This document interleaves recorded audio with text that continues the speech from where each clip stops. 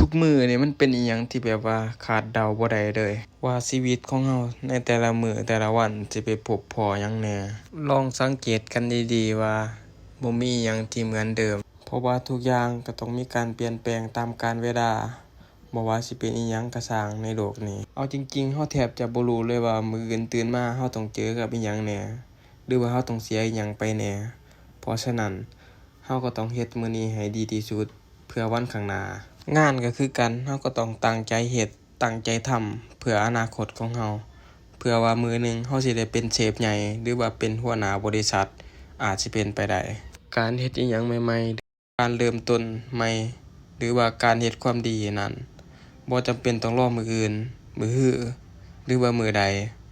เพราะว่ามื้อหน้ามันอาจสิบ่มีอยู่จริงความสุขนี่มันบ่ได้วัดกันว่าเรามีหลายเท่าใดหรือเราสำเร็จไปหลายเท่าใดแต่มันวัดกันที่ในแต่ละวันเรามีความสุขหรือบ่กับในสิ่งที่เราเฮ็ดนี่มันมีความสุขดีแล้วไปถ้าเรามัวแต่แนมมองหาความสุขอยู่ปลายทางเราจะแนมบ่เห็นคุณค่าในสิ่งที่เป็นอยู่มัวแต่มองหาครอบครัวที่สมบูรณ์แบบจนลืมกลับมาเฮ็ดหน้าที่ที่ดีของคนในครอบครัวแนมหาอาชีพในฝันที่ปรารถนาจนลืมเฮ็ดหน้าที่ที่เป็นอยู่ให้ดีที่สุดความฝันน่ะทุกคนมีได้แต่ก็อย่าลืมความจริงในปัจจุบันที่เป็นอยู่